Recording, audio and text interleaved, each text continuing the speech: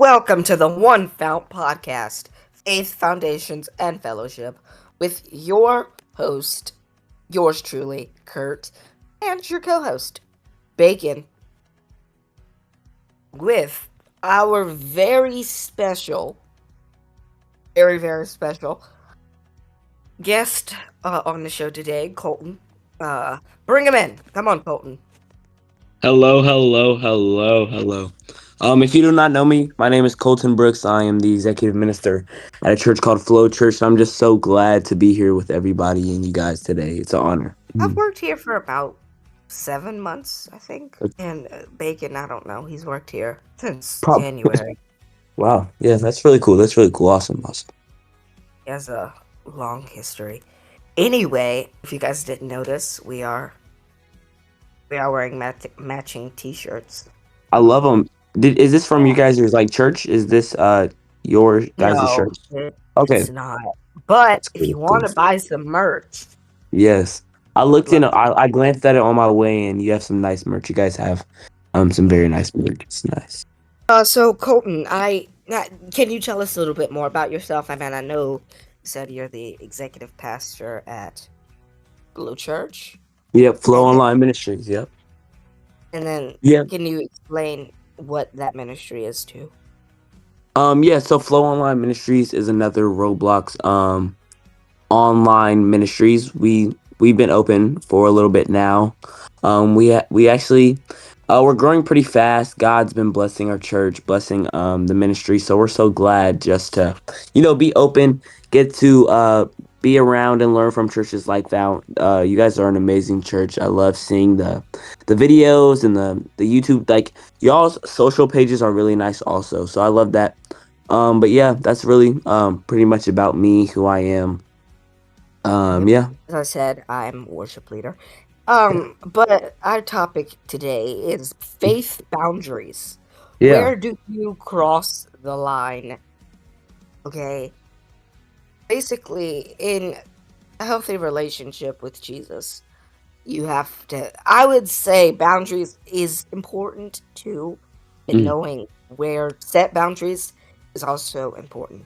But okay, what one thing that you wouldn't really do as opposed to if someone asked you to do this and you wouldn't do because of your faith? So first, I want to say, setting boundaries with Jesus means deciding ahead of time what I'm willing to do and what I'm not willing to do, so I can honor God. Boundaries aren't about earning God's love. They're about protecting my walk with Him. So basically, the main goal is don't let something become an idol. Don't let entertainment become more important than any time with God. Don't let video games become more important than any time or anything with God. I don't participate in gossip or tear people down. Those are things that you should not do. Boundaries you set because you are a follower of God. And I think the biggest thing we think is God is just a ruler. He just gives us a bunch of rules. We have to follow them. But it's no, God gives us rules because He knows what happens when we don't follow them. God knows the situations, the circumstances we can get in because we don't follow these rules and these things that He set in place, because He knows what's best for us. He knows what's best for us. He's not a mean God. He's not a God that just wants to make us do these things to where we don't have fun in life. He knows what's best for us. And to be honest, being obedient should be fun because because there's still more fun things you can do, and being in a relationship with God is fun also. So I feel like that's the best way I can answer that question. Yeah. And as you said, boundaries isn't about earning God's love, it's about protecting your walk with Christ and knowing where to stop. And, Yeah. Jesus, he sets a bunch of rules for us because he wants to protect us, Hmm. right? Yeah. And then as we look in today's timeline, a bunch of rules in the Mhm. Bible are being broken, a bunch of them. Yeah, and it's like Romans 12:2 says, "Do not conform to the pattern of this world." That I mean, that's it says it right there. By you putting things before God, you are conforming to the pattern of this world. The worldly things that we think. think are cool, the worldly things that we might get satisfaction for in the moment, but really they're hurting us in, the long term. And sometimes it's hard to explain that to people. It's Yeah. like, why does God allow this? Or Hmm. it's not his plan. It's our free Yeah. will. He gave us free Hmm. will for a reason.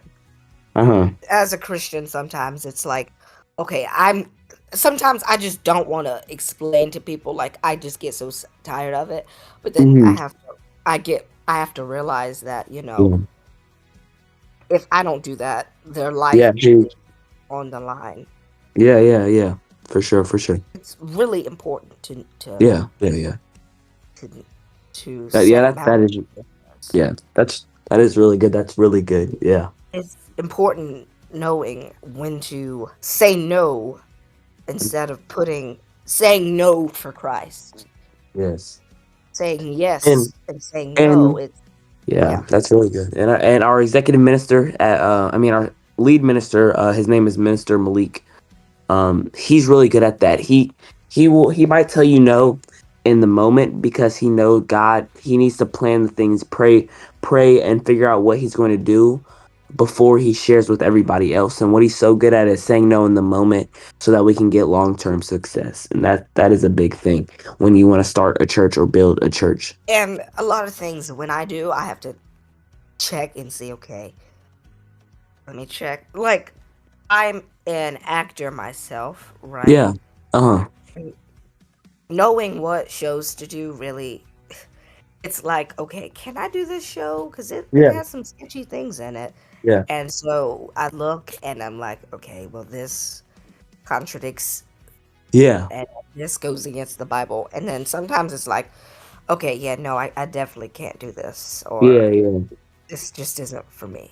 Yeah, that's good. That's really good. Yeah. And is it going to honor the Lord, or is it going Mhm. to, or am I going to worship Yeah. the Lord? Yeah, that's really good. That is really good. But yeah, I And think we can go on to the yeah, next question if you have any more questions for me today. okay. What is the craziest moment that you've had with Jesus so far? The craziest moment. Okay. So, Whatever it I is, but yes, this is a good question. So basically, I'm at a conference, right? A church conference. Um, I'm worshiping, and throughout this conference I'm praying. I'm like, "Lord, what do you want me to do with my life? What do you want me to do when I graduate and things like that?" And what was crazy, it was the last night of the conference. After the pastor stopped speaking, he said, "I'm gonna give everybody some time to pray." I was like, "Lord, in this time, can you tell me what you want me to do with my life?" And I want this pastor to come pray for me, Lord. And what happened? He came down from the stage. This guy doesn't know me at all, doesn't know my background, doesn't know my life at all. Comes up to me. He said, "Can I pray for you? And I feel like you're going to be in ministry." Didn't know my background, didn't know anything about my life, but I was obedient to God. I was praying and I was asking him, and what he did is he showed up in a way that I never expected him to show up in. So that's definitely probably the craziest moment of my life. Yeah, craziest moments with Jesus. That was insane. yeah. So as a Christian, I tend to doubt myself. I tend to doubt myself a lot, and I struggle with doubting myself. And I'm like, okay, I shouldn't do this, right? And I Yeah. trust the Lord, but I doubt myself a lot, especially with this and that and that and this. Uh-huh. And there have been so many times where I've doubted myself, and I have still succeeded. And it's like, okay, why is this happening? Why did you do that, Lord? I literally just doubted you. Like Yeah.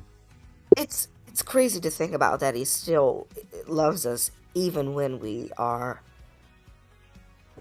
do this and that, because his love never Yeah. changes for us.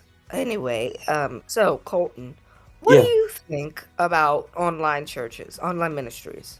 Okay, so one, I love online ministries if they're properly ran by devoted people to Christ. Because if you're running any ministry, any church, and you're not in a relationship with God, then you're doing it for the wrong reasons. You're doing it for the attention, um, the satisfaction, and the fame. And honestly, run if you're trying to gain fame, a church is not the way to go. You can go make some music or something. But the church is something holy. Ministries is something holy, and I feel like yes, Roblox churches, online ministries are so very important. But if you're not going into church in real life, that is an issue because um church is the people, church is the community, and yes, virtual people are great. Virtual people, the world is becoming a virtual place, but when you're going to church, you need to be going IRL. Roblox churches is awesome too, but I feel like that's what's it's like extra reps. You go practice. You if you play a sport, you go to practice, and then on your own time, what do you get to do? You get to get extra work in. And when you go to Roblox church, I feel like that's getting extra work. You definitely need to be going to church at least because church, IRL church, that is very important because the community, the IRL worship, the things that you get don't encounter on Roblox, you can encounter in real life. And I feel like the Lord can speak to you in IRL church way better than he can on Roblox church. Does not mean he can't speak to you on Roblox church, but it's very important to go to IRL church, I believe. And a lot of people think church. Oh yeah, I go to church. I'm saved. Yeah. No, you're no. A sinner can go to church too, and Um, some people go to church one way and then don't And this, change. let me Go. tell you something that sounds crazy. You can read your Bible every single day. You can worship in church, lift your hands in church. You can tell everybody you're the biggest Christ follower, know every verse in the Bible. But if you don't have a relationship with God, if you're not building a relationship with God, then that's the whole thing. That's the whole goal. Relationship with God is the number one thing. And when you're in relationship with God, it's easier to read your Bible. It's easier to have fun in the hard moments, have peace in the hard moments. And prayer isn't, and I think we think prayer is just about getting answered.